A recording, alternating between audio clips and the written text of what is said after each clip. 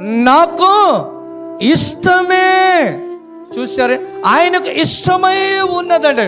కుష్ఠరోగి ప్రభు దగ్గరికి వెళ్ళి, అయ్యా నీకిష్టమైతే నన్ను శుద్ధునిగా చేయుము అంటాడు అక్కడ ఆయన. హల్లెలూయా, హల్లెలూయా. అప్పుడు ప్రభు అంటాడు, నాకు ఇష్టమే. ఎవరికి ఇష్టమంట?